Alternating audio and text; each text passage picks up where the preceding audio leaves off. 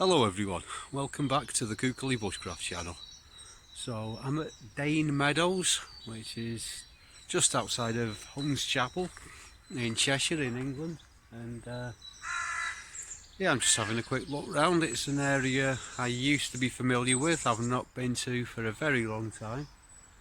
So yeah, just a quick look round and see how things have changed. See all the elder coming into leaf. Spring's definitely on the way. And over here,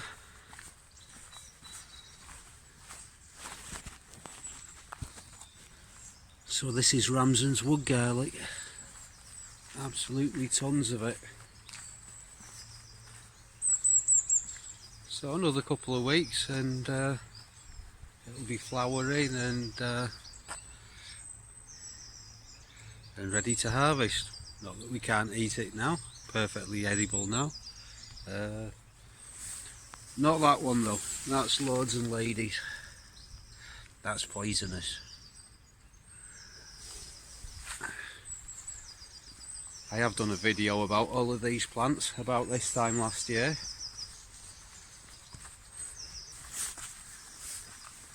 Looks like there's been a lot of dogs coming up here with the footprints in the mud. But what we have here, or what we had I should say,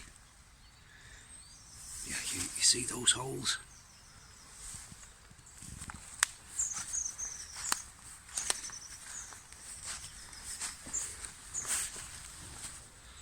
And over there as well.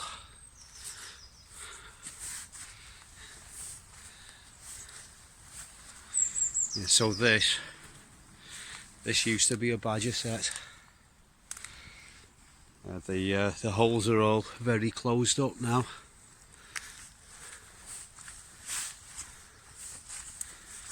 Maybe tracks still in use.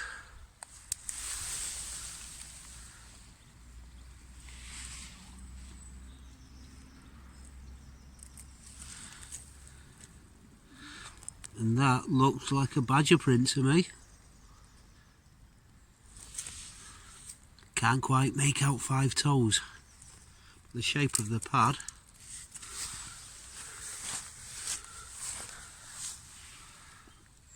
There's another one there.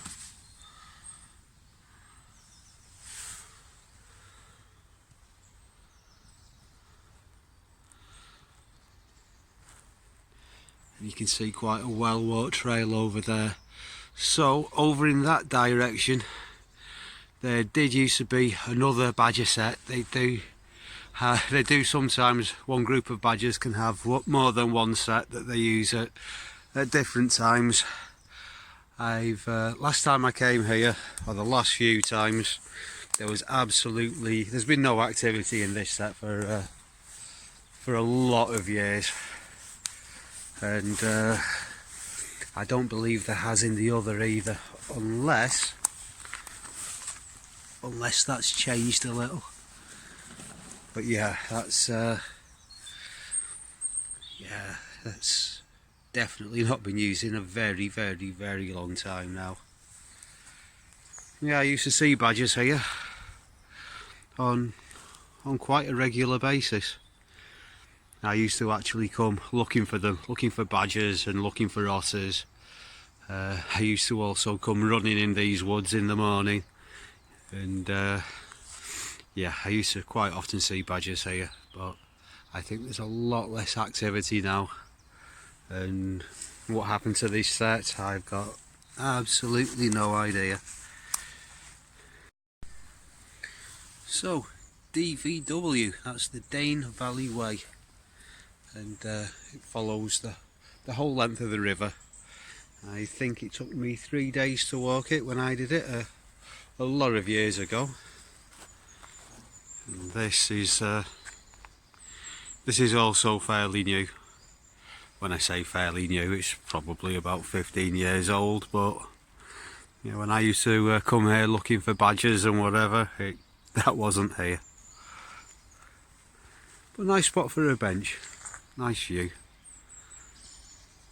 can see it's been quite a cold morning, all all frosty over there in the fields.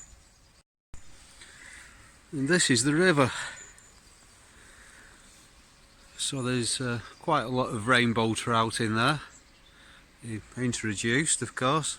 There's also quite a lot of otters, and I've never actually seen one, but you can find the footprints, you can find the scat, but you do have to be a bit careful with your identification, because we do also have American mink in this river. And yeah, footprints are similar, the scats similar, the animals actually quite similar. Yeah, I remember once my friends were shouting that they'd seen an otter, and what they were actually looking at when I came to see was an American mink, which was in the process of stalking a family of mandarin ducks. So an American mustelid stalking Chinese ducks in the English countryside. Yeah, rather bizarre world that we live in. There's also a load of ground elder coming through here, and I know there's comfrey up here, and we've also got lesser celandine. There's yeah, blackberries, of course, you get them everywhere, but yeah, it's quite a small area. There's lots and lots of wild edibles here. We're just far too early in the year. And there's some birch trees over there that I used to tap for birch sap. Used to use a hydration pack, an old cheap one from Aldi. It was quite handy because it got a 10mm tube, so just drill a 10mm hole in the tree, stick the tube in, take the top off, because otherwise, yeah, 'cause it allows it to come in easier because of the pressure, and then just hang it on a branch and leave it. It worked really quite well. The problem with doing things like that somewhere like here though is, you know, there's so many people, you know, it's yeah, it's really quite busy with dog walkers and stuff, so you have to keep these kind of things a bit hidden. Of course, if you want to come looking for otters and watching badgers, then you're going to be lurking in the woods at 4 o'clock in the morning, and no one's really going to bother you then. I did always used to worry actually, because it's a bit of a posh area, you know. And there's houses round the back there, and there's me at early hours in the morning wearing dark clothes, lurking around in the undergrowth. I always thought one day somebody's going to call the police, but it never happened. Yeah, so there's a little wildlife pond that they've put in here. So I think this used to be just a little damp dip in the ground with a few old Carlsberg Special Brew cans in there. Yeah, it's all frozen this morning. Well, it's getting to be that time of year when all of the amphibians are going to be laying their eggs fairly soon. The meadow pond.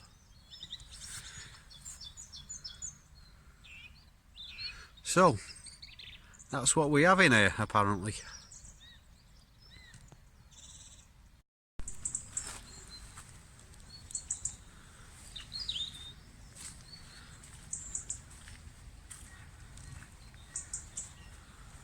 Such a lovely day. So I believe they've done a bit of work here as well. Well, for a start, there's a fedge.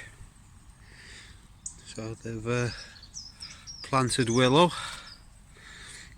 Just take a stick, stick it in the ground, it'll take root, and then you can weave them all into one another.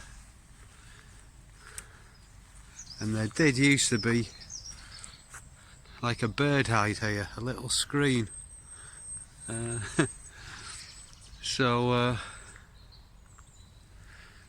Since the days when I used to come here, they've actually built that and taken it down. It was about here, and they used to put bird food up over there in little feeders.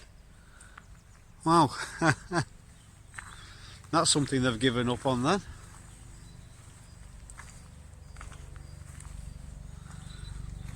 But the fedge will still be here for a while, even if it does look a bit unkempt.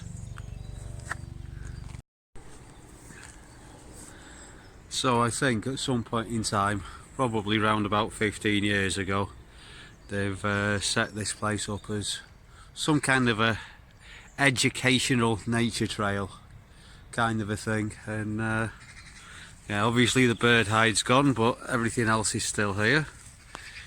We've got yeah, one of those things.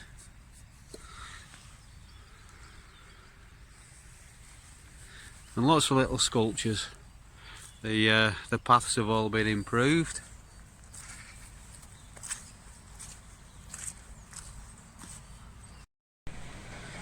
So this is why I really don't want to be eating any of the trout out of this river. A massive feeds factory. So this is animal feeds. So this is what we used to call Juicier. Nowadays, for the sake of political correctness, it's generally called Juicier. In the United States, there's something very similar called wood ear. They also have similar types of fungi in China, and they're very popular in Chinese cooking. When I was in Taiwan, I saw these all over the place. They generally grow on elder, at least our Juiciers do. I believe the other species grow on different species of tree as well. So this has come off that elder there. It's very big, thick elder branch. But yeah, they make quite an interesting addition to stir fries. I actually quite like them. The texture is really strange. The one thing is, you want to make sure you slice them before you fry them, because otherwise they have a tendency to explode. But they really do look like ears, and it is quite a good wild edible to learn, because yeah, they're really quite easy to identify. You know, you're not likely to get it wrong unless somebody's cut somebody's ear off and nailed it to a tree or something. But yeah, as always, you should always double check anything that you hear on YouTube. It could be that you have in your area something that I'm not familiar with that looks just like an ear that could possibly be toxic.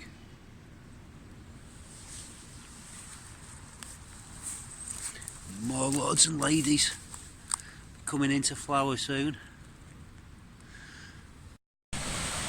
So this is new as well. According to the sign, that was built in 2015. It's a hydroelectric power turbine. Quite a little one. And there's the big massive feeds factory.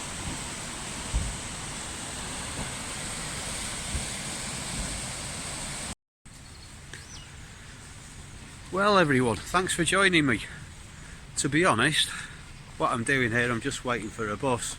I had a little bit of time to kill, so I thought I'd come and check this place out. I've not been for quite a while, and I thought I'd film it and show you around a little. It might not be super educational, but it's quite a nice spot. Anyway guys, I hope you've all enjoyed the video, and I'll see you again soon for another Kookily Bushcraft video. Bye for now, see you later.